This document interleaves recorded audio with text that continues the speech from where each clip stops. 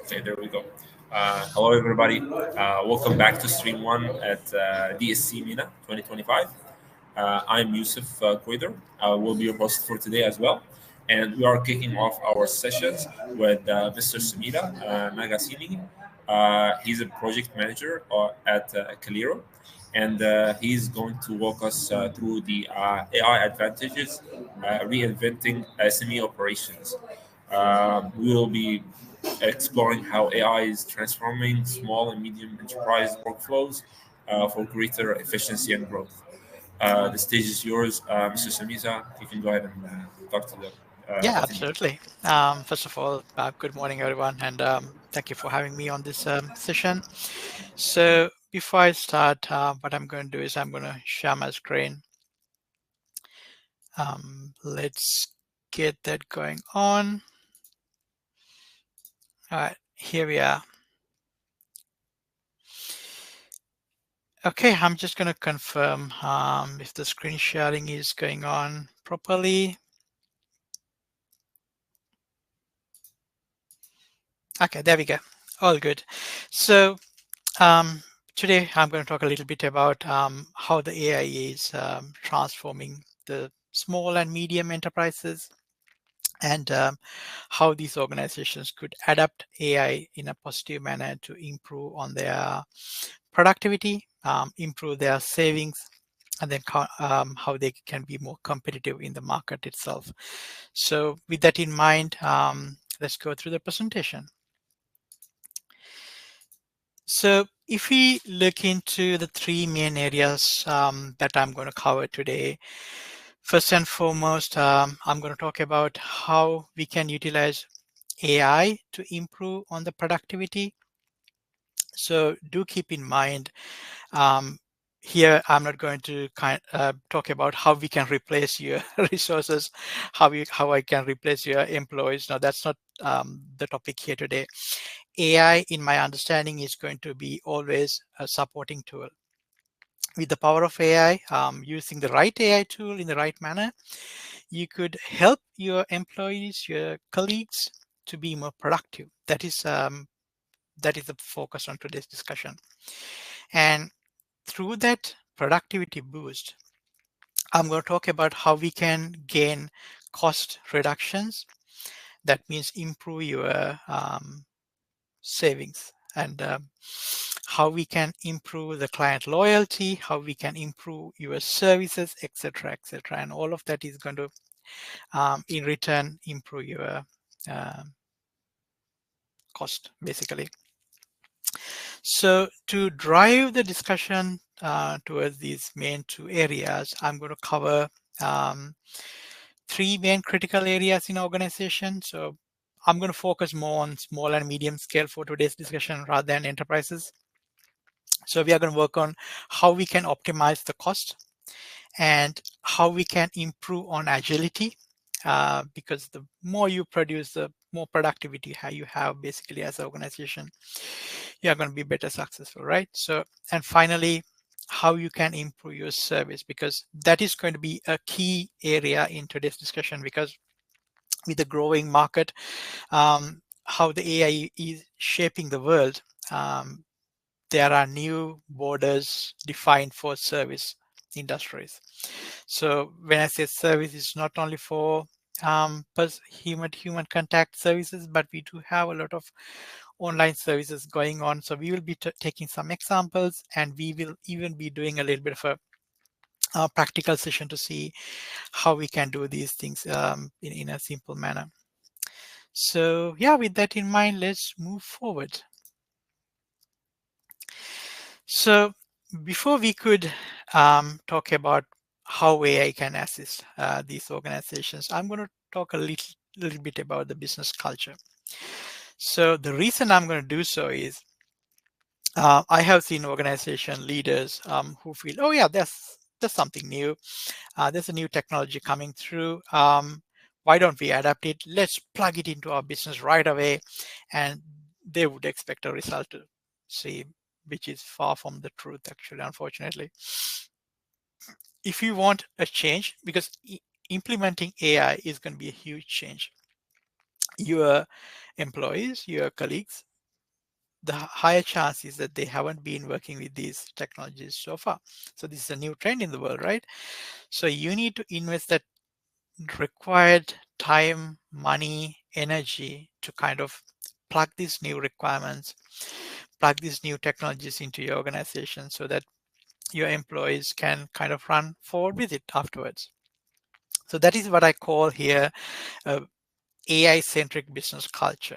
So from the organization culture itself, we need to motivate, we need to promote these new improvements within the organization so that people will adhere to that.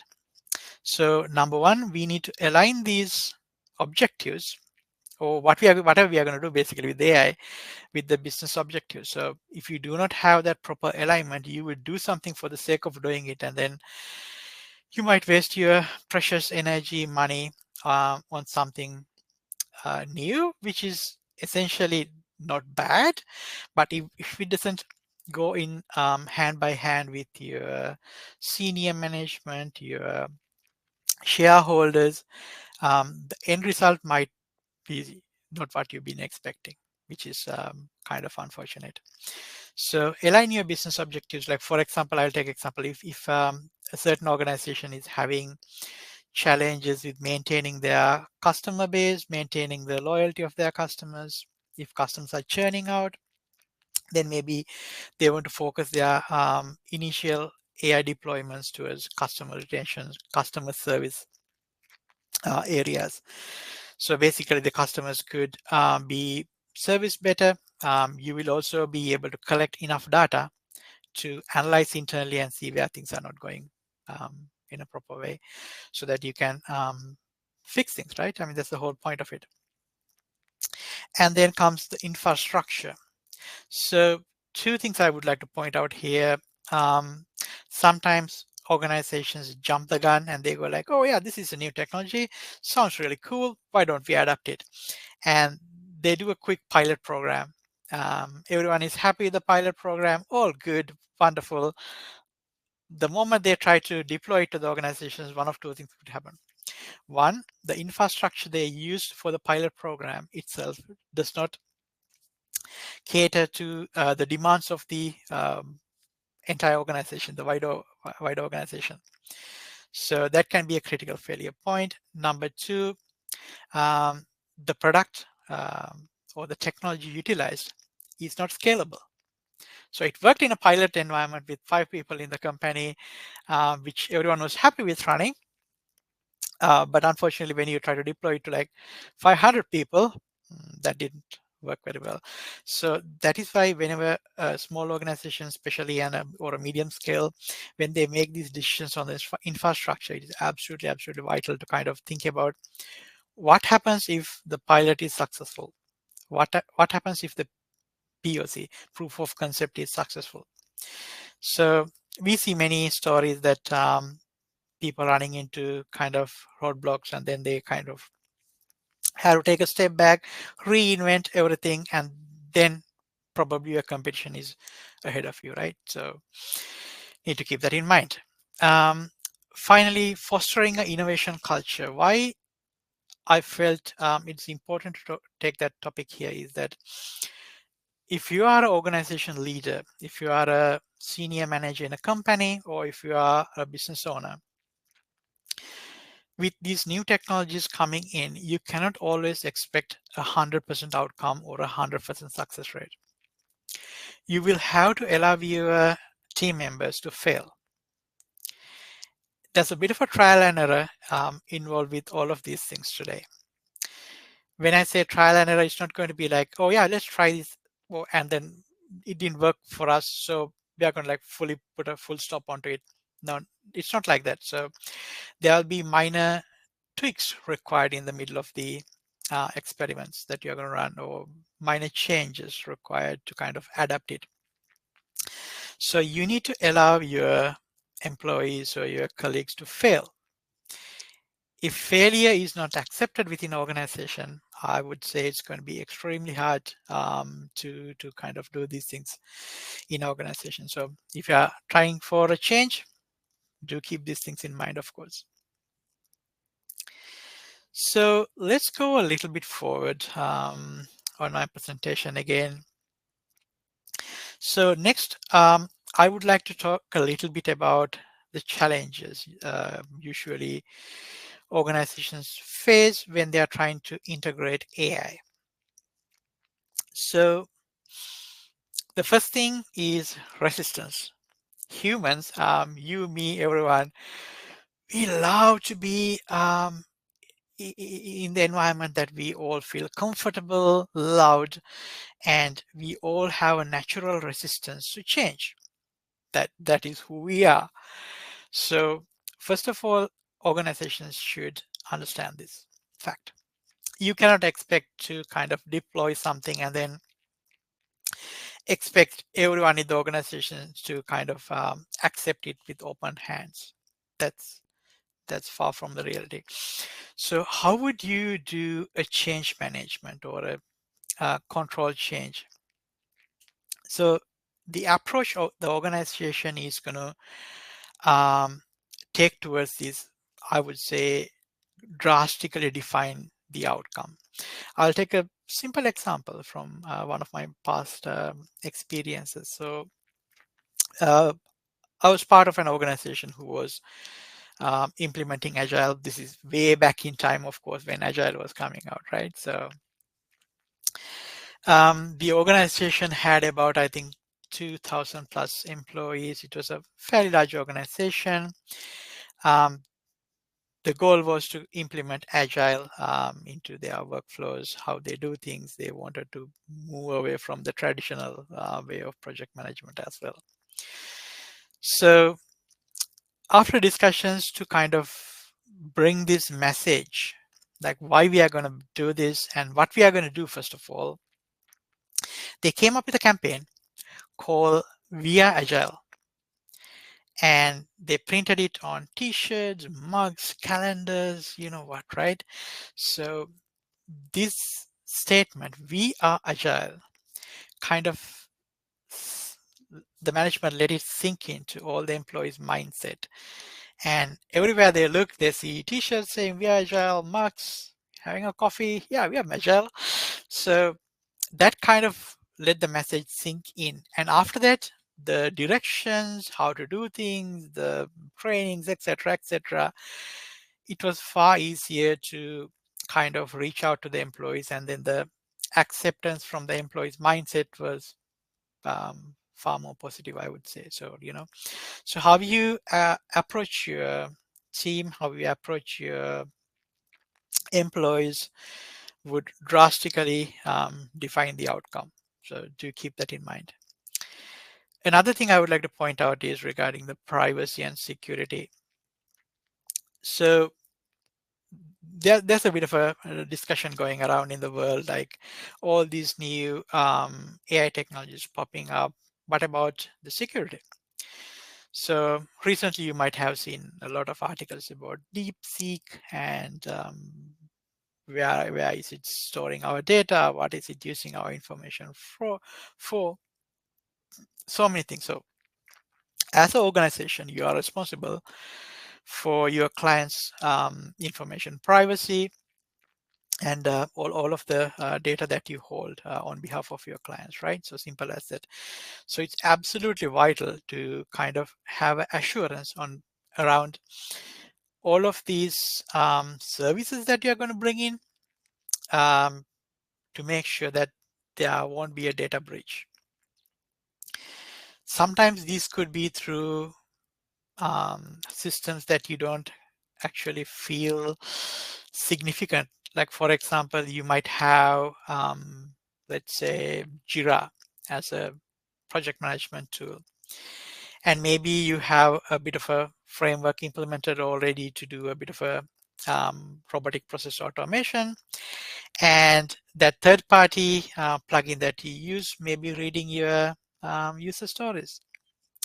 So through that, maybe potentially, that third-party framework is now accessing your client's information and what they are working on. So imagine you are working for a client who is competing with a bunch of other competitors in the market. And through this data breach, if the competitors get to know about the product or the services that are going to hit the market upfront, that's going to be a huge issue, right? I mean, the competitors are going to try and compete with those features being launched. So even something simple like that. So that's what I'm trying to talk here about. Like even something simple, so simple like that, can potentially lead into a huge catastrophic outcome in the future. So that is why it's absolutely important to make sure that you are fully aware of where the data is going to get stored, how the data is being processed, who has access to all of your information, right? So yeah, that's something absolutely serious. And thirdly, I would like to talk about the initial investment. So that's going to be like a sensitive point, right? Investment. AI is expensive. That's a reality. But on today's session, I'm going to talk a little bit about commercially available services that you can adapt. And I will also talk about some open source solutions that you can still implement in your organization with the assurance of data security, with the assurance of reasonable data security, I'm going to say, because you need to fully kind of like review the code line by line to make sure like, it's absolutely safe, right? So that's why I use the word reasonably. But nevertheless, that can be done. Those assurances can be kind of guaranteed. There are companies who do security evaluations. They make sure there are no data communications to unknown third parties. So you can potentially do it, right? You can get that needed certificate to your organization saying, yep, everything is absolutely secure, especially if you are going for a ISO certification like 27001 information security certificate. Those things are going to be crucial, right? So right. Okay. Coming back to the initial investment, AI is expensive. So I think it is important that you plan ahead when you do your proof of concept or pilot projects, that you have a good grasp on how expensive this is going to become when you roll it out to the organization itself. Because if you're happy with something and then if you plan on rolling it out to the entire company and then find out after a month, yeah, that's not going to be profitable for us. At the current state of the business, we cannot pump out that much of money. It's going to be too late. And the entire effort that you spend on is going to be a waste, right? It's time, effort from your teams and everything. So sometimes you might feel, oh yeah, that's a straightforward thing. Why do we need to talk about it? Yes, it is a straightforward thing if it is a subscription, like £10 per person, and you have 100 people. We know the outcome, monthly outcome. Good. But most of the time, these AI services, especially if you are using a cloud platform to implement it yourself, it comes with um, costing based on the compute. Compute, when we use the term compute in a common way for the processor, RAM, everything in a cloud environment. So based on the utilization, based on the usage, the bills are dynamically created. And if you are using something in Azure to connect with different services, to interconnect your different platforms to give a better service, improve on performance, improve productivity, it will take a while for you to figure out how much of these integrations are going to cost you at the end of the month. So all of that in return has to be thought of upfront. So what I would recommend is, do you have a costing sheet?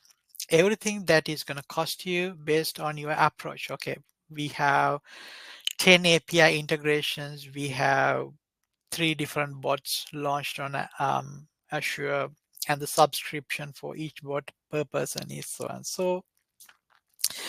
And if you have a cloud environment running, let's say, for example, DeepSeek, how much is it going to potentially cost based on the number of usage or the number of users in your company, kind of estimating how much they would use the platform, right? So do those things up front so you do not run into a roadblock, or you feel overburdened, overwhelmed by the cost of AI. And I think it makes sense for organizations to do a bit of a break-even analysis, figure out how long it would take for the organizations to break even the initial cost. So for the pilot, it takes X amount of cost. For the first 6 months, and per month, it's going to cost you Y. And through that, you will have to kind of figure out how much you are trying to improve on your productivity, how much savings are you going to make based on these new changes. And that will allow you to create a break-even point. So you can present to your board or your shareholders, hey, this is our approach. We can't have the intended productivity on day one onwards. It's going to take a time for the people to get used to it, the customers to get used to it, and the savings we expect after 6 months, like 50% of the savings we expect after 6 months, and then the remainder after 1 year's time. So looking at all that, it takes us 10 months to do a break even, and from there onwards, this is how the profits are going to be accumulated. So that is the approach you should be taking. All right, that's about the challenges. Next, I would like to move forward a little bit regarding Azure. So here, what I'm trying to showcase is I would like to showcase two options for you. One, there are services like Azure or Google. There are so many other vendors actually out there who provide similar services. I'm not going to cover everyone today, but I will take one example because I felt, I can be wrong on this one, but I felt Azure is widely used, at least in the UK. So maybe I felt this will relate to most of the UK or Europe people looking into this. So apologies if you are using something else today. But if you have the budget or if you have the resources, going for something that is readily available could drastically cut down the time. And also the integration could be seamless. Like for example, if you are using Microsoft Teams, if you are using M365, all of these platforms seamlessly integrate with Azure services. So you should easily be able to kind of interconnect everything. Single sign-on is already there. If you are using something like Entra, so everything's at your fingertips rather than doing a lot of trial and error and figuring out things. So, all right, so let's look into one example like that. So if you are going to work with some cloud provider like Azure, it's going to be pretty straightforward for you to create an AI-powered bot that is going to be fed information through your knowledge bases. So when your clients come for a service, you could potentially provide answers to the clients right on the spot rather than them waiting on a queue for someone and then trying to explain their concern to a human and then go through the entire lengthy process. Rather than all that, a client should be able to ask a question as they would talk to another human. Hey, I have this issue. I came up with this issue, but I want to do so and so. What do I do? That kind of a scenario could be covered by an AI bot 100%. Here, I'm going to talk a little bit about a big mistake, actually. Most of the companies are doing. So unfortunately, even the enterprises are doing this mistake. So the mistake is when they talk about AI-powered bots or agents or whatever you call it, immediately they kind of think these bots are going to solve most of their problems. True, the bots can do that. Bots can talk to 100 people at the same time, no waiting queues or anything, solve problems. But bots are really good on repetitive tasks that they've been trained on. For example, what is my bill? I have an delivery pending. When I'm going to receive my delivery? Where is it right now? Things like that, absolutely fine. But there's going to be the rare case where someone received, let's say, for example, someone received a bill with an unknown cost in it.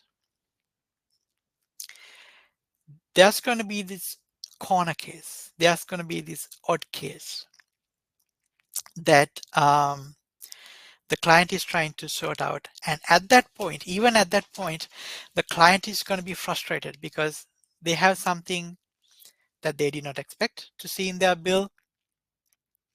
They're already frustrated. And most probably the bot will try to keep going between the trained material, try to resolve the issue, which is going to make the client absolutely furious. I have worked in the telecom industry for about 9 years, and I have seen this firsthand, that telecom companies thinking they could cover the majority of the services via a bot or agent. You might have experienced it as users as well. It's absolutely fine as long as the issue is simple or the ask is straightforward. When someone is already frustrated talking to a bot, it's never going to end well. So that is why when you implement these things, please do keep in mind, have an easy tap out. Immediately, if someone is frustrated, AI bots can sense how the client is feeling.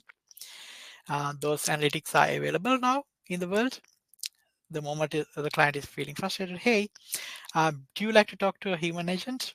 That question should pop out 100%.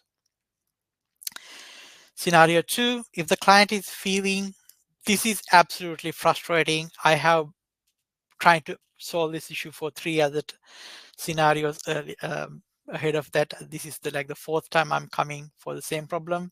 He's not going to go through the sweet talk of a AI powered agent. He's already frustrated. When a client says talk to agent, it should be taken as serious, and then they should be directed to an human agent immediately. So that is a big mistake most of even the enterprise clients are doing right now. So don't do that mistake. If you are doing these things for your client, make sure you are going to cover those corner cases, because those are the ones who are going to make a huge loud noise in the public. They might take the screenshots and hey, I came with this sensitive, time sensitive issue, and this is the level of service I received. Huge disaster. Don't leave space for that. All right, so that's about the bots. You can pretty much easily do that, straightforward. And if I would even open out Azure, so you can actually see here, these are the available Azure services. It offers you a variety of available options. It even has face detection for emotional to kind of calculate emotions, which is going to be helpful. And if we look into bot services here, this is a nice thing actually I want you to take here. So these are readily available bots. So if you don't have a huge IT team, if you don't have that caliber in your organization as a small or a medium scale business, there are ready-made solutions out there. You could still work with them. You could still be competitive with your competitors. You don't have to spend thousands and thousands of pounds, dollars, trying to reinvent the wheel. As a SME, you should actually always try to be tactful and try to utilize what is already out there. So there are multiple options like having a virtual assistant for HR. So the HR team is not overburdened, right? So these solutions actually are capable on acting on behalf of AI as well, trying to handle leaves issues such as such.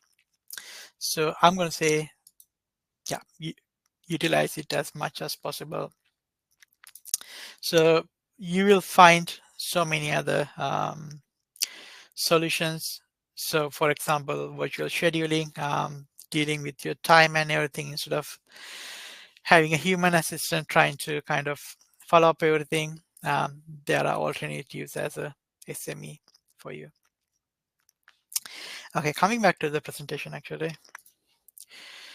And yeah, that's the HR thing that I spoke about right now. And then another thing is about CRM. So customer relationships are going to be absolutely crucial, especially if you have a service factor. Like for example, if your organization has a service desk, there the client is expected to create tickets to sort out an issue or get your services. This is going to be another hot topic. So one thing I have seen is that most of the times the client would come, create a ticket, they get an initial acknowledgement email saying, yeah, we received your issue. So after that, that's going to be suspense. Why? Now the important thing right now is like why? Why? Because there are humans actually working behind the scene. They need time to do things. They're not machines. They cannot expected to act like machines. So they need that time to do things. But in the meantime, there's someone out there. Now put yourself in those shoes, who doesn't see what's happening behind the scene and is right now a little bit confused, maybe frustrated, maybe getting frustrated, like, hey, what's going on with my issue? No one is responding to me. Does it take time? Maybe it actually takes that time, and maybe someone is absolutely doing their best to serve that client, but still the client doesn't see that. So this is why we need to have AI solution which bridge that gap, where it could provide constant updates. Hey, your if it's like a delivery service, hey, your package is now going from point A to our main sorting location. 2 hours later, beep. Yep, we received it in a sorting location. Our next schedule delivery from the sorting location to your local area is in 6 hours. 6 hours, 7 hours down the line, beep, another update. Yeah, it's in the van. It's now heading. Yeah, I mean, you see where I'm going, right? So giving that knowledge, visibility to the client is going to be absolutely crucial in building trust. And in a business, trust is everything, especially if you are a small or medium. Your name might not be a widely kind of available name or something that everyone knows by heart. Like, oh yeah, that's a giant. Like, when we talk about certain delivery companies, so like, oh, that's that we know about that company. Yeah, they do good delivery. Maybe they do, maybe they don't. But the perception is the perception that you need to build. So it's crucial when you are a small or a medium company to kind of um, create this mindset in your initial clients so that they would carry the message on behalf of you, even though you don't do much of marketing or sales. So creating that service culture is going to be absolutely crucial. And when it comes to a service culture, that is something, again, I would like to take 1 minute to talk about it. Service is something people get used to. So let me try to explain this a little bit better. So one day you go to let's say a delivery company, and then they deliver it on time. So it becomes the norm to you. it becomes the norm to the client. The next day, the delivery company does the same thing. They are not impressed. They feel, yeah, these guys, they do it all the time. They are not overjoyed or happiness, over satisfied. But you want to keep your clients on the top of that happiness spectrum, right? To keep recurring business coming through. And the next time you start doing these updates to the client, so the client is fully aware of things, and the third time you do that, the client is going to expect it. He thinks it's going to be the norm for you. Oh yeah, those guys send constant updates to me. Yeah, it's cool, but it's not going to be something new. So how can you keep improving these things? With humans, the level of service that you can integrate into a process is going to be limited. But with something like AI and digitization, you should be able to keep improving minor adjustments, minor improvements over time. Like for example, somewhere down the line, you can do a map, like where you can see the actual person coming in. Somewhere down the line, again, you can do last mile reminder, like last mile delivery reminder. Oh yeah, he's on the corner. He's going to be there in a minute.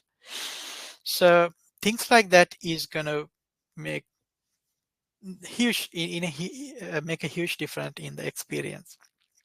So I think that's why it's important to kind of start digitizing your workflows, your internal processes, so that you can keep on working on your service improvements as well. And yeah, in terms of customer support chatbots, I think we spoke a little bit.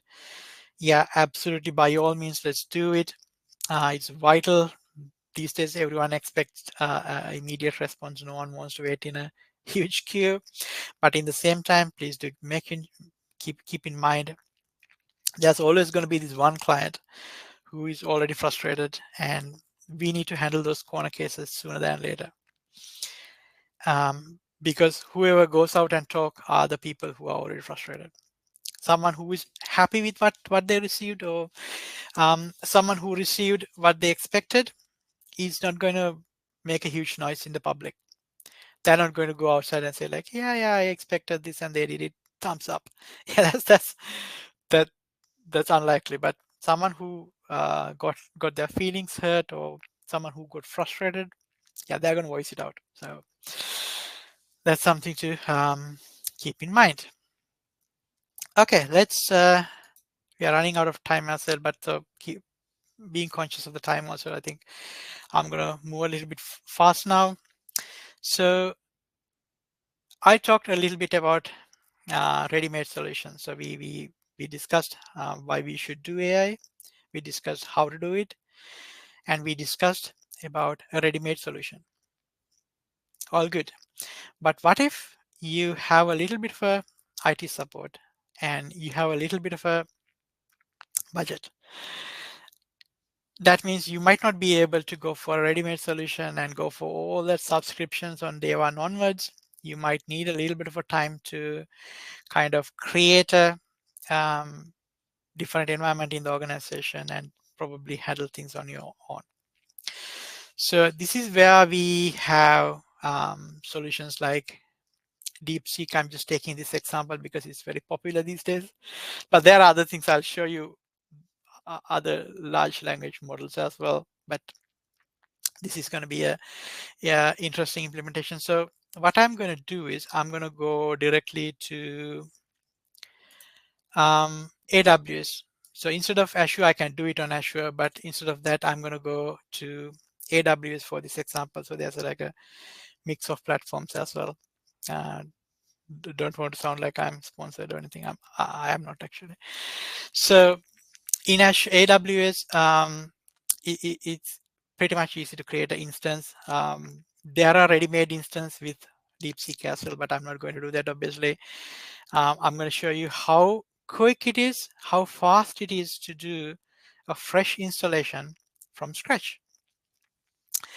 So we can name our instance something.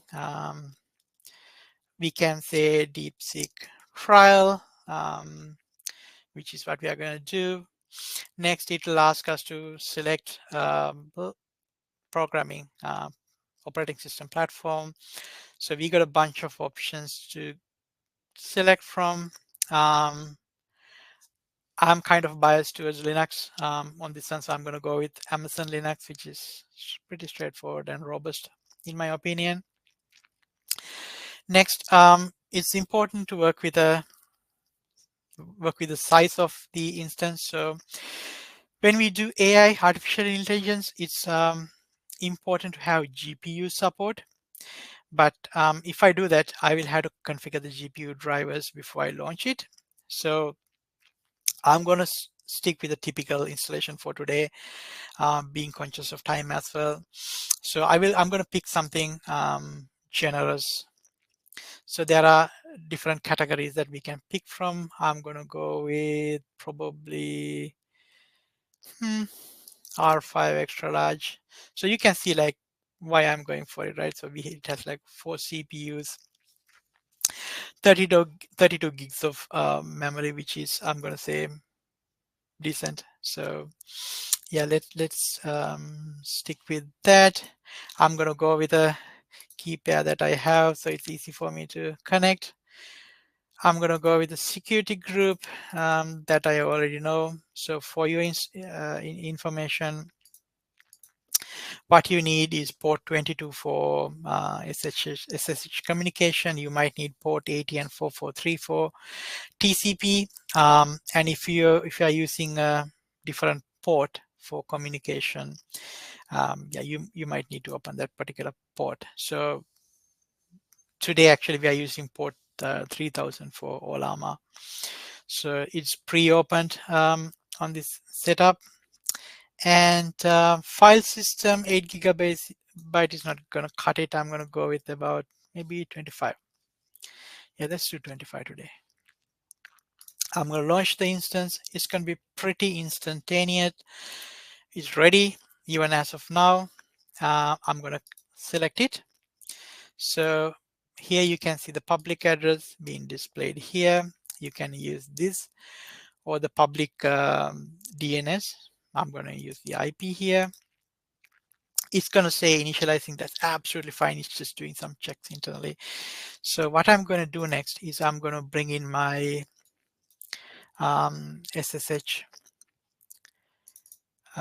connection tool to this screen. I just entered the IP address actually, which I just copied. Hopefully it's going to be visible enough on this platform. So next, let's go through like how easy, how straightforward Scratch installation from scratch on DeepSeek. So the reason I'm actually doing this is to kind of convince you this is not a huge deal to kind of get these services up and running, get these trainings done. There's loads of material online. If you go online and search, there's a lot of guidelines that you can follow as well. So yeah, keep using them. And of course, I'm sure you can improve on these things as well in the future. First and foremost, we'll have to get a few things installed. This is a fresh server. Do keep that in mind. So I'm just going to update YAM to hit its latest repositories. Just excuse me. That's done. We definitely need to get that updated before we go on the rest of the items.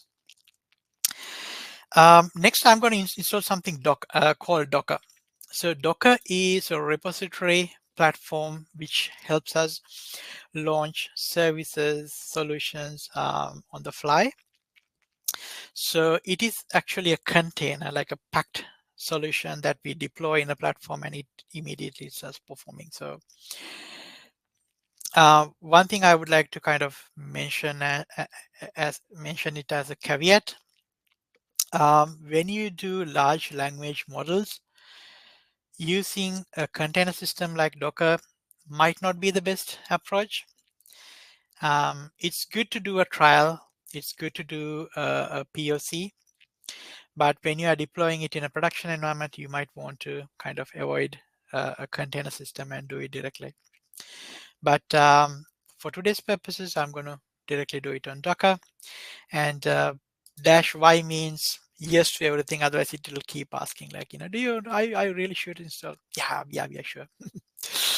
So that's going to happen pretty soon. As you can see, we got the platform up and running.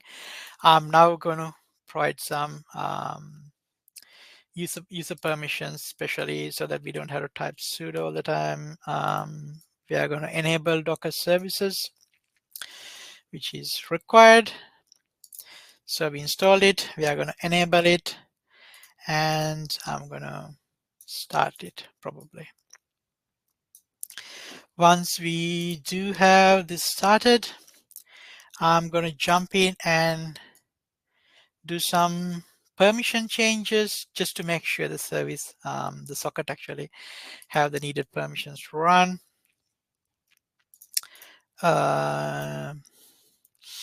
This is going to allow it to have the needed level of authorization within the platform, within the system to run.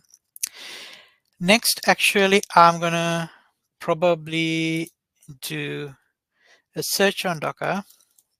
We can do Docker PS to see if there are any containers running. So as you can see, there's nothing. There's no images, no containers, nothing. Next, we are going to actually install something called Olama.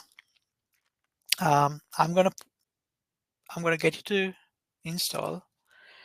I'm going to type in the command, and while it installs, so yeah, it's going to keep downloading and start doing its thing. I'm going to actually move into the Olama site. So Olama is a fantastic service or a site where you can get few large language models. If I go into the models here on their site, you can see there are a few different things we can pick from. So all of these models are fine-tuned for different requirements. So there's a documentation. If you're happy, you can go through it and see which model works well for your scenario. So picking the right model is important, yes. So you can go through it. That's like a huge list. I'm not going to go through everything, but as I mentioned, today we are going to focus a little bit on DeepSeek. So if I were to click on this, here you can see there are a few models we can kind of pick from. So how to understand it is, the smaller the number, I would say lower the accuracy. It might not be a very straightforward way to compare it, but I think it makes sense. So when you have a higher number, it's going to have a higher accuracy, higher level of data. But do keep in mind, the higher the number, the larger the resources you need to run it as well. So for example, 7B might run on 8 gigabytes of RAM, where 70 will require far more than that. So they also provide the commands you require to run it. I'm going to actually zoom this a little bit. I don't know if you can see. But what we are trying to showcase here is how DeepSeek R1 or release 1 is performing against other competitor solutions. So if you look into this dark purple color line, you can see under different scenarios. So when I say scenarios, you can see AIME, Codeforce, GPQA, and each method of evaluation is focusing on something different. Like for example, Codeforce is about recognizing code. GPQA is going to be Q&A.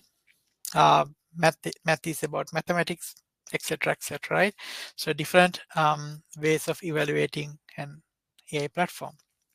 So under different circumstances, different ways of evaluating, DeepSeek seems to have performed considerably well.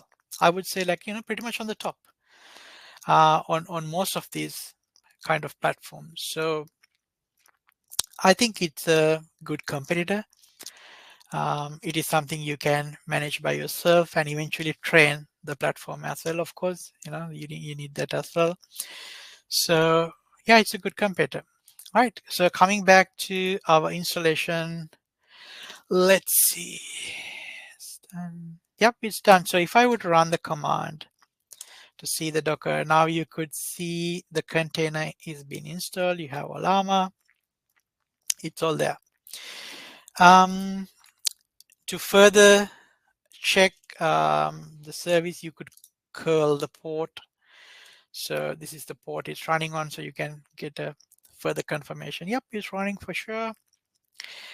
Next, we will install the 7B variant, so the version of DeepSeek. So this is the command for that. We are installing that exact model.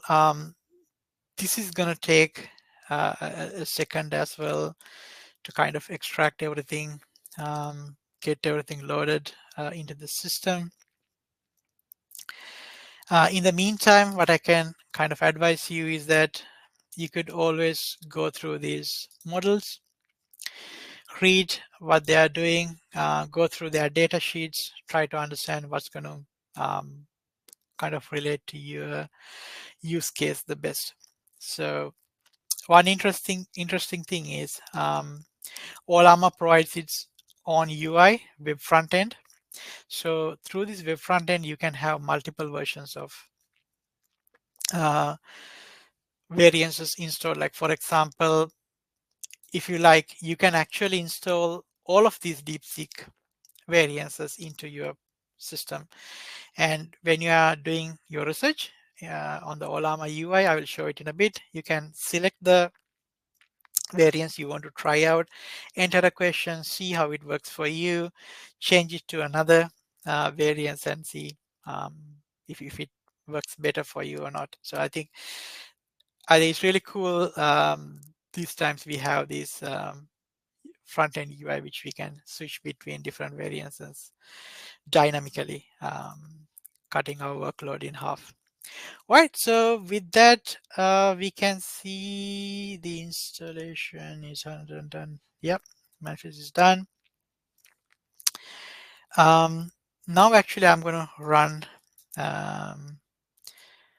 our installation for the web UI. So we'll get the web UI that I just spoke of installed here. Hopefully it should not take too much time. Pretty straightforward.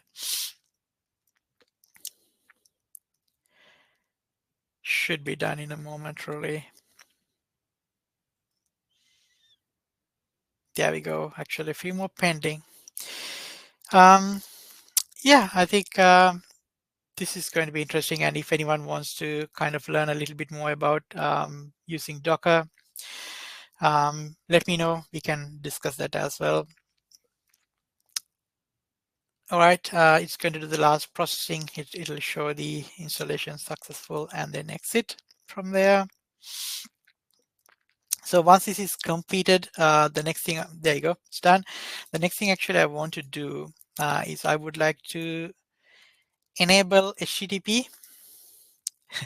I know you're gonna hate it, but I would like to do it on HTTP today because I don't want to spend time setting up HTTPS certificates on my server, newly freshly installed server. As I mentioned, I'm not doing it on a pre-trained version or a pre-installed version. This is all real time. And yeah, let's get Nginx installed. This usually gets done pretty quickly. And once that is completed, I'm going to enable actually HTTP on Nginx. I hate Vim. Vim is the editor in Linux. Let's go with Nano. I like this editor better. So what I'm going to do is I'm going to simply enable HTTP. That's all. No other changes into the system. Yeah, here I'm just going to insert a new line real quick.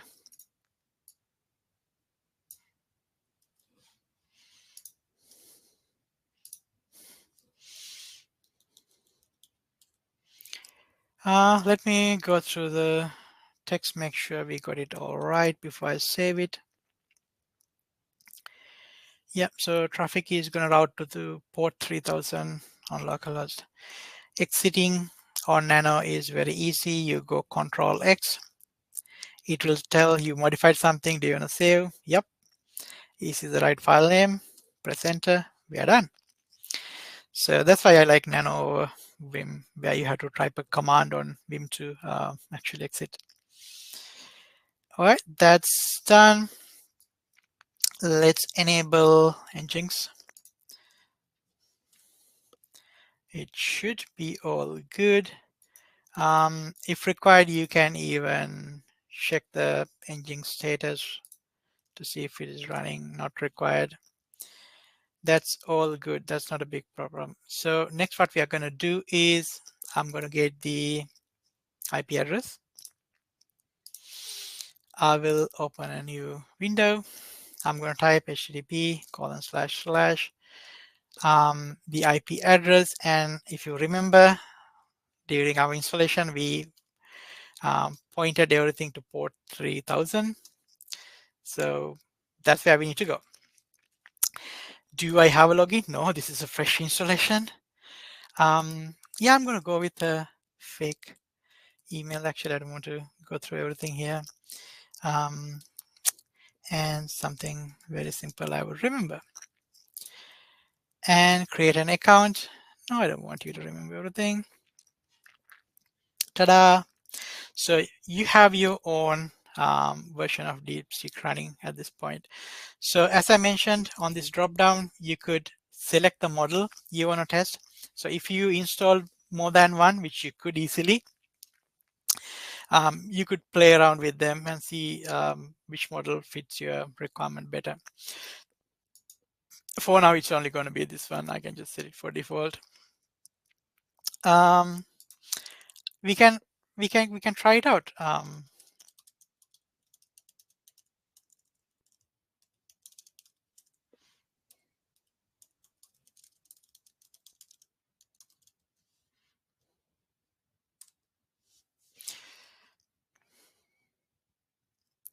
So something like that.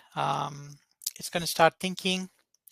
As you can see, the system is going through its process, arguing with itself how to answer you. And it's really interesting to see, like, how the AI model is thinking. And yeah, I'm not going to go through everything, being conscious about the time. I think we just have a few more minutes to close up. So coming back to our presentation, yeah, this is the installation as we discussed. I think, covered pretty much everything on chatbots and robotic process automation. What we are trying to do here is to automate your work processes, requirements, workflows, which would eventually result into improved productivity. And that improved productivity is going to result in improved savings, improved costs. For example, if you did the implementation to a client in 10 hours and charge the client £1,000 for that, and now if you can do it in 5 hours, but if you still charge the client £1,000, there you go. That's what we are talking about, right? Yeah, moving forward in terms of the rest of the items here. Yeah, a little bit fighting with the time here. So workflow automation, again, this is not only for generic organization. I mean, you can pretty much automate most of your workflows. So the idea process is reduce admin as much as possible. If your team has to do timesheets, try and see if you can automate it. If your team has to drop an email when they completed something, why not automate it? Why not Instead of a team member sending an email to a client stating something is completed, why not an AI sending a nicely drafted email automatically cutting down the entire admin time? This is what we need to look into. And also internally, through process automation, we know that we can do follow-ups. We can check on different KPIs. If we are happy with the flow of your internal organization, if everything happens on the right time, etc. So that's going to be pretty much important as well.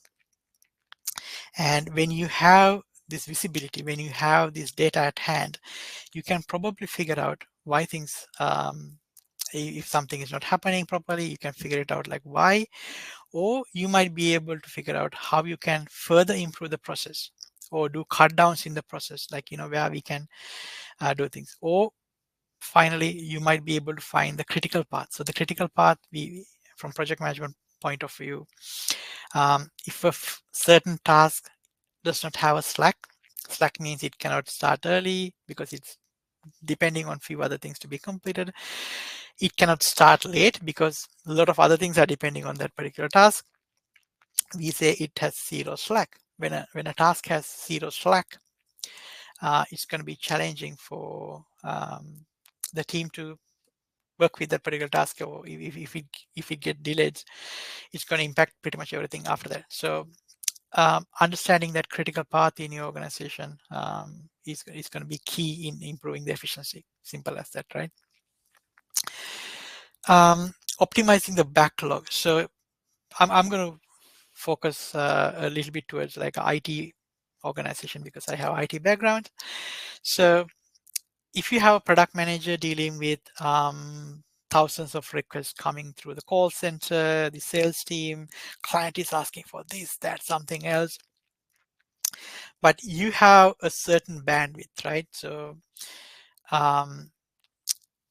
you will have to decide what things you do first and what things you're going to do next, etc. So optimizing the backlog could be done by using the AI for a little bit. For example, if your UI UX engineer is not available for the next week or so because they're on PTO, certain tasks with those team members can be automatically deprioritized, and the rest of the tasks could be prioritized. Or we could have a voting system where the AI could help pick out the most voted features. Then it could be translated into stories to go into a sprint, right?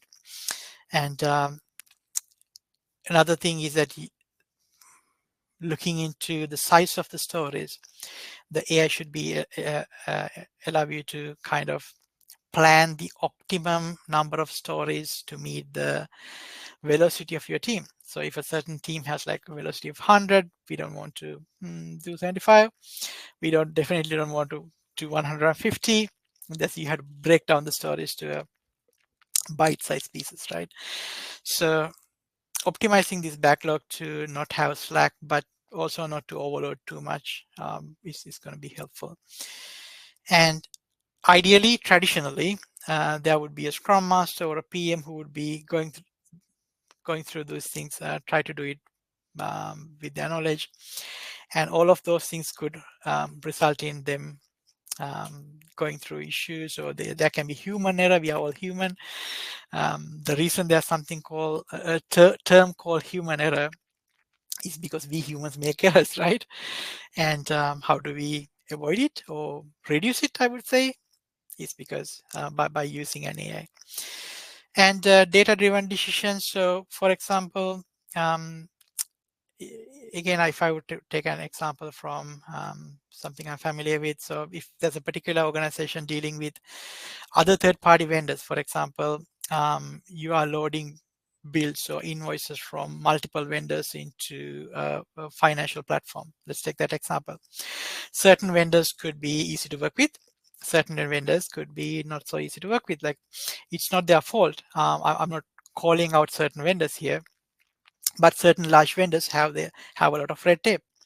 They have a lot of internal processes, checkpoints that they need to reach before they can hand over invoices, or they start feeding the invoices to a particular portal. So in such case, by knowledge, when a new client signs in, the AI should be able to figure out, hey, this particular client has 5 vendors that we know are going to take extra time. Let's automatically increase the time so the client is not disappointed at the end of the day. So certain things like can be worked out as well. And moving forward, the last 2 slides, I promise I'm not going to take too much time from here.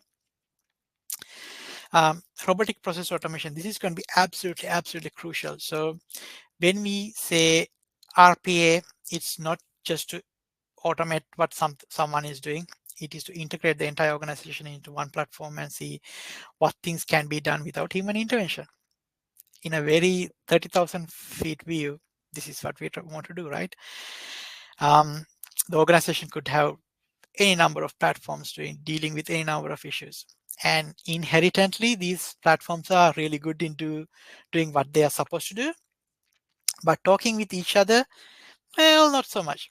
And even though they could talk with each other, sometimes you need to make decisions based on certain parameters, scenarios in the middle of those communications to make a positive or correct impact on the other system.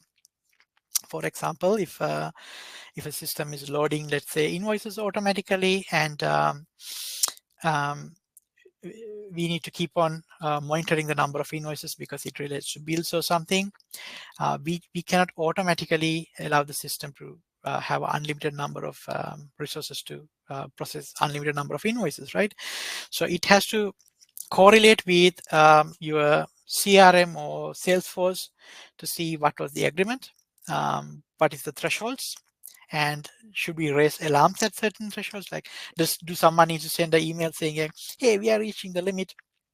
We only agreed to process 200 invoices per month, but now we are almost there. So all of these things could be done by automation, process automation. That's the whole point. So instead of a person or like a team member trying to figure out all of these things and then having a huge ton of admin work, they get to focus on what they are good at, and all of this admin work could be automated, improving productivity, and that productivity improvement translates into savings. That is exactly what we need to think as. So as leaders in the organizations, as people who are driving the business, this is what you need to be focused on. You should be thinking of how I can improve my organization workflow, how I can help my colleagues, how I can help my employees to perform better. That is everything about AI. It's a guiding tool, it is an assistant, it is a support agent to all of your entities, internal colleagues to employees to your clients, endpoints. Everyone's been supported, and when they do a mistake, a human error, it's been pointed out then and there by a validation process, or they are guided through options at the beginning itself so that they don't select the incorrect option or do something wrong, resulting in a huge issue at the end, right? So that is what we want to do with RPA. And we talked about smart automation, intelligence process. We talked a little bit about reducing the manual effort, how we can potentially avoid issues. Last point, business insight. So again, I'm going to kind of point it towards data-driven decision making, because the more information you have, the better your decisions are going to be. The more real-time those information is more proactive you can be as a leader, right? So if you have to do a post-mortem after a project and go through like, oh, what are the mistakes we did, and what are the learnings we had from this project, let's do it, let's do another learning session, and then turn those points into a training, and then you then deliver the training to your team. It's a lengthy process, but imagine you have the information real time, and you have the needed dashboards like Power BI or whatever to see where things are at, and if someone is making a mistake or if someone is like overworking than the committed amount in the agreements, whatever, you could correct those things right then and there. And if you are doing a project, is this project is going to hit the time? Or for example, a client comes to you and say, hey, we were supposed to do this thing this week, but unfortunately we need like 5 days more. They can be even more convincing, like, hey, I have a issue, I have a doctor's appointment, I'm really not well, can't do it. That is all acceptable. That is how things are, right? I mean, you cannot correct it, you cannot impact it more than you can. I mean, you can ask for alternatives. There are so many things as managers we can do, right? But end of the day, as managers, you will have to accept the outcome. But instead of waiting till the end to figure out like what's going on, if you can forecast everything automatically without doing so many admin work, without changing everything on the project plan again, yeah, that's where we want to be. So we can immediately go on the call itself, real time. Hey, yeah, that's fine, absolutely fine. But hey, keep in mind that this is going to result in 1 month delay. Yeah, I know you're only delaying it by 1 week, but this 1 week delay is going to run into a roadblock in a few months because someone is going on PTO.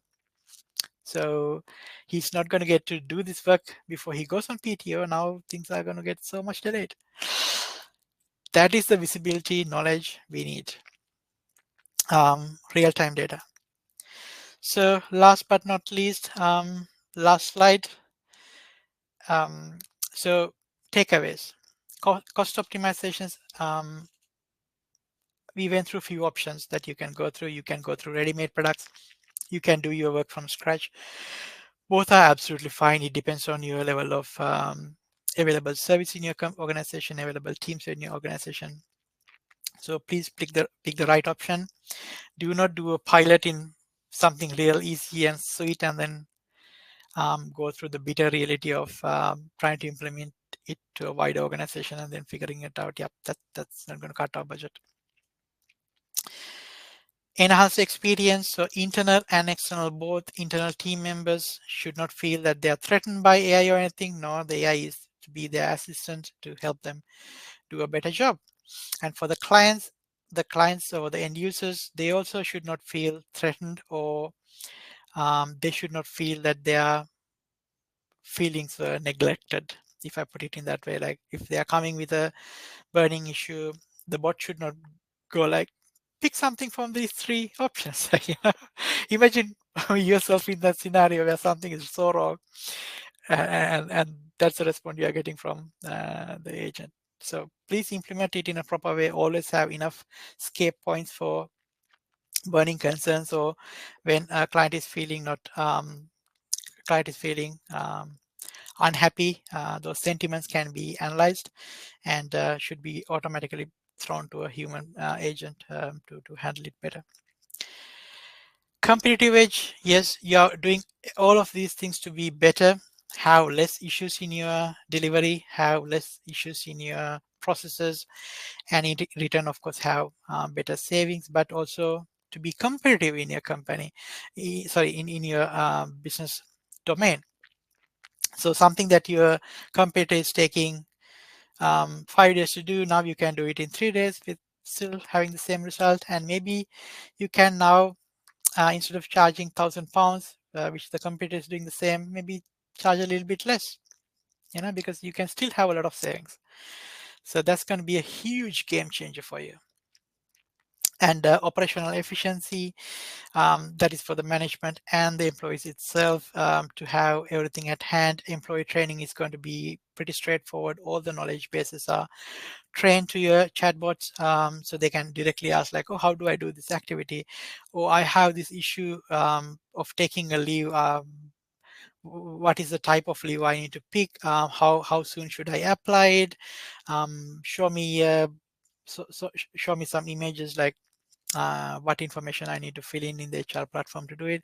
All of those things can be done without a new employee trying to bother someone else, and then they can do it personally as well, like keeping their privacy concerns at bay. So yeah, all of those things are going to result into a proper operational efficiency. So yeah, I think that's the summarization and the delivery of it. Hope you learned something. Hope you will be able to use this positively in your organization to improve your productivity and finally be more profitable. Thank you very much again for having me. Any questions, anything, let me know. I think you might be able to find my email details on the portal. So if just drop me an email, no problem, or find me on LinkedIn as well. Thank you. Have a wonderful day. Bye.